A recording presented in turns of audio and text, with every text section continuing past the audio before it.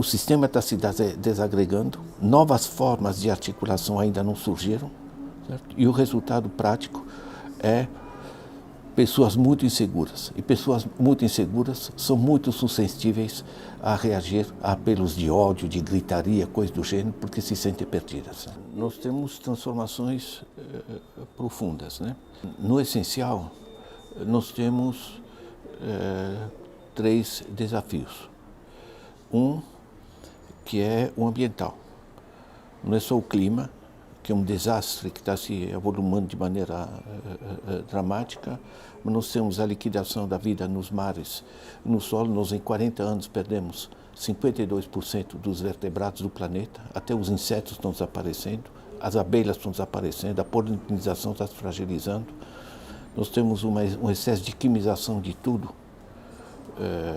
inclusive gerando problemas, a expansão do câncer no mundo, etc., por excesso de produtos químicos, coisas do gênero na alimentação, né? Nós temos a liquidação da cobertura florestal do planeta, né? Nós temos uma invasão de plástico por toda a parte, é uma coisa completamente surrealista. Então, em termos ambientais, nós temos desafios que são realmente dramáticos. Nós estamos destruindo o planeta, essa é a realidade. Somos 7,7 bilhões de habitantes. Quando nasceu meu pai, éramos 1,5 bilhão, né? Hoje somos 7,7 bilhões e todo mundo querendo consumir mais. Isso não funciona. O segundo eixo é a desigualdade. Certo? Nós estamos destruindo o planeta, mas em benefício só de uma minoria. Certo? Nós temos a ampla maioria da população está em situação difícil. Nós temos 4 bilhões de pessoas que o Banco Mundial classifica como não tendo acesso aos benefícios da globalização, que é uma forma elegante de dizer que eles são pobres, né? Nós temos 820 milhões de pessoas que passam fome, está aumentando. Nós temos nos países africanos, nós temos setor informal na faixa de 70% da população, você não tem como ganhar a vida, né? No Brasil nós temos um setor informal que atinge enfim, níveis da ordem de 40%. Enfim, realmente temos um problema, né? Só a mortalidade infantil são cerca de 15 milhões de crianças que morrem por ano de fome ou no acesso à água limpa. Sabemos onde estão, custa uma merreca e não se faz nada. Então temos o problema ambiental e o problema social como dois eixos fundamentais para a gente resolver. Onde estão os recursos financeiros para financiar essas políticas? Porque nós sabemos o que fazer, está nos Objetivos do Desenvolvimento Sustentável, temos as tecnologias e o dinheiro está onde? Por exemplo, em paraísos fiscais. Em 2012, para um PIB de 73 trilhões de dólares, portanto, volume de produção no mundo, nós temos cerca de 30 trilhões em paraísos fiscais. Isso não funciona, né? Porque, na realidade, nós temos um sistema em que os ganhos financeiros são muito mais importantes do que os ganhos produtivos. O PIB no mundo aumenta da ordem de 2,5% ao ano. O lucro de aplicações financeiras, né, compra papéis, bancos, especulação com moedas, com commodities, etc., todos os processos especulativos rendem entre 7% e 9%. Onde vai o dinheiro? Vai para onde rende mais, né? É tão simples assim. E, portanto, o nosso problema é que o sistema financeiro navega no planeta e não temos governo planetário, enquanto os governos são nacionais, cada um tenta puxar para o seu lado. Então você tem um desajuste radical, né, uma disfuncionalidade, porque sabemos o dilema que é o meio ambiente, a desigualdade, e as finanças e as coisas não se trozam para um resolver a situação do outro, né? Então esse é o dilema, né? Nós sabemos que nós temos que ter uma economia viável, um sistema ambientalmente sustentável e um sistema que socialmente seja justo. Essa é a equação que a gente tem que resolver. Então, na realidade, nós temos uma perda de capacidade de governo, de rédea sobre o processo. Isso abre espaço para governos, enfim, que são eleitos pela gritaria, por dizer que são antipolíticos, e, na realidade, desagrega a própria democracia, né? Nós somos muito ameaçados, né? O sistema está se desagregando, novas formas de articulação ainda não surgiram, certo? E o resultado prático é pessoas muito inseguras. E pessoas muito inseguras são muito suscetíveis a reagir a apelos de ódio, de gritaria, coisa do gênero, porque se sentem perdidas. Olha, nós vamos pegar o mecanismo de financiarização. Eu dou um exemplo que ajuda as pessoas a entender, porque um bilionário se aplica o seu dinheiro. Ele não vai fazer investimentos que dá trabalho produzir. Ele compra papéis. Se ele compra papéis que rendem modestos 5% ao ano, 1 bilhão rende R$137 mil ao dia. No dia seguinte, o dinheiro dele rende sobre 137 mil, mais 1 bilhão inicial, e gera a chamada bola de neve financeira. Isso permitiu a situação atual em que temos no mundo 1% que tem mais do que os 99 seguintes, ou a situação brasileira em que você tem 6 famílias que têm mais do que a metade mais pobre da população, né? Surgiu, a Forbes apresentou um estudo sobre os 206 bilionários do país. É muito interessante. Vocês pegam Joseph Safra, certo? Dono do Banco Safra, ele tem um patrimônio pessoal, né? Não é a renda, é patrimônio acumulado de 95 bilhões, e nos últimos 12 meses ele aumentou em 19 bilhões. Ele não vai investir, porque dá trabalho, certo? Desses bilionários se contam nos dedos as pessoas que produzem alguma coisa. O que está acontecendo? Quando você desloca o uso dos recursos para aplicações financeiras especulativas e grande parte migra para paraísos fiscais, né? O Brasil tem 2 trilhões de reais em paraísos fiscais, você não está investindo na economia. Quando você não está investindo na economia, você tende a paralisar a economia. Então, nosso problema do emprego não é só as tecnologias e o que vai acontecer com a economia imaterial, coisa do gênero. Nós temos uma fragilização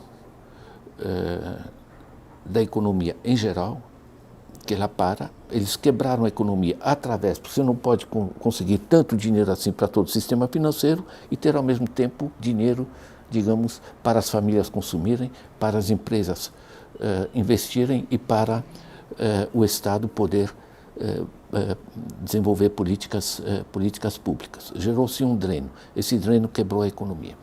Então, isso é o ciclo atual. Nós estamos em crise, certo? A partir de 2013, quando a Dilma tentou reduzir as taxas de juros para reduzir esse tipo de fortunas, entrou em guerra com o sistema financeiro, isso não prestou, já estava condenada, certo? A partir de 2013 nós não temos mais governo, temos boicote, manifestações, etc.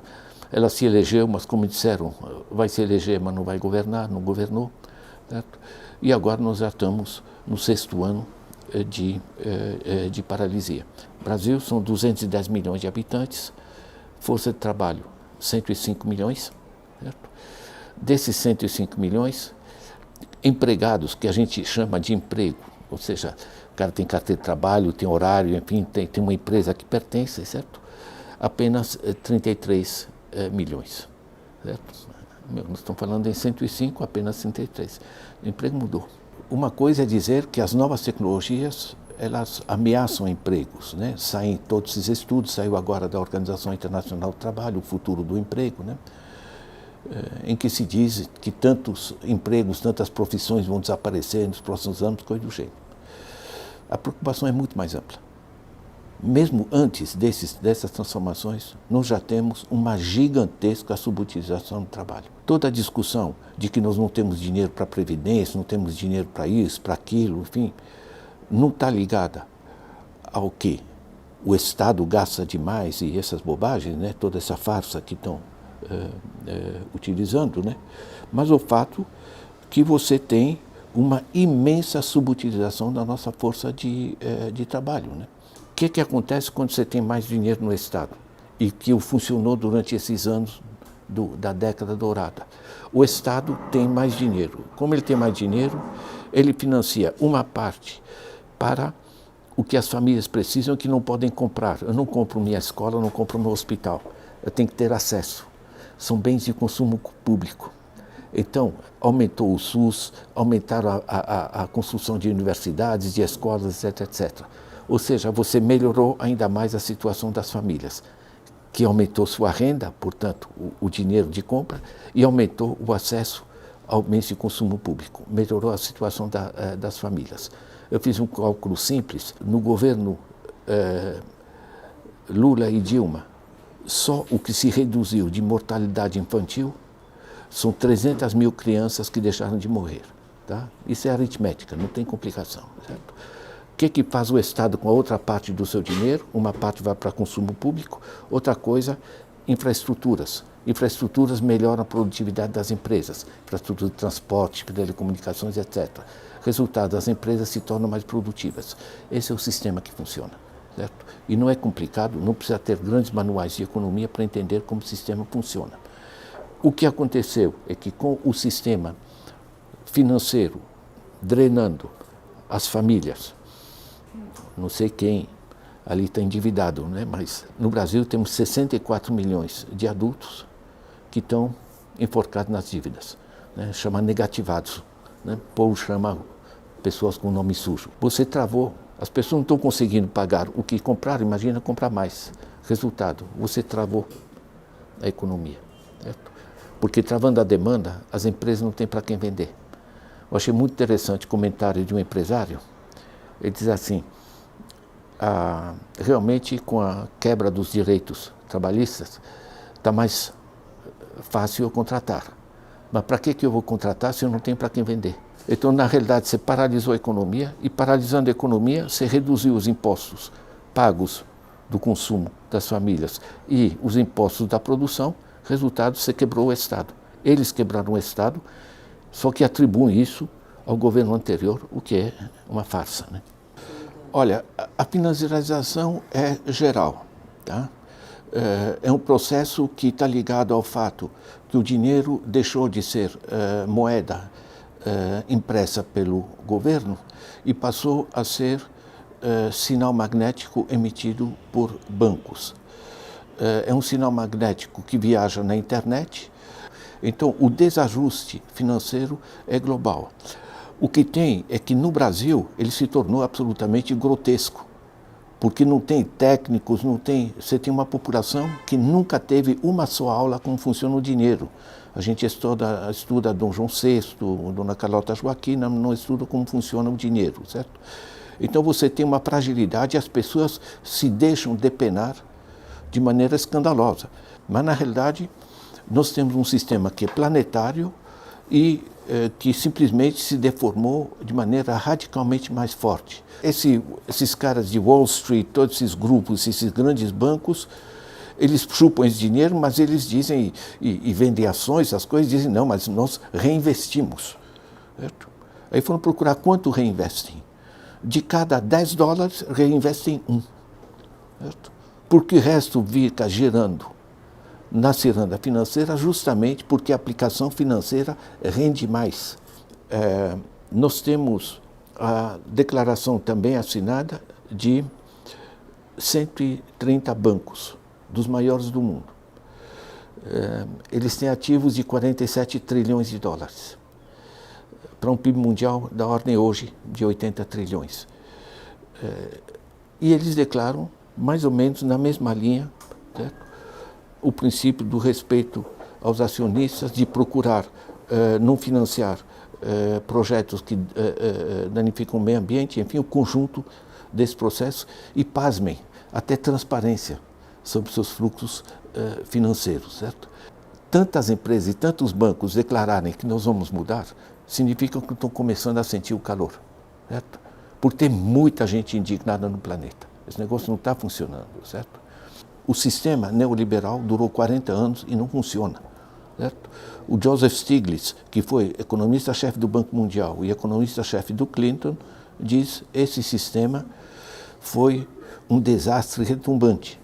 todos esses trabalhos que estão surgindo agora, estão buscando uma coisa, por exemplo, Thomas Piketty, Stiglitz, o Roosevelt Institute, o New Economics Foundation, todos eles estão trabalhando em consertar o que tem, certo?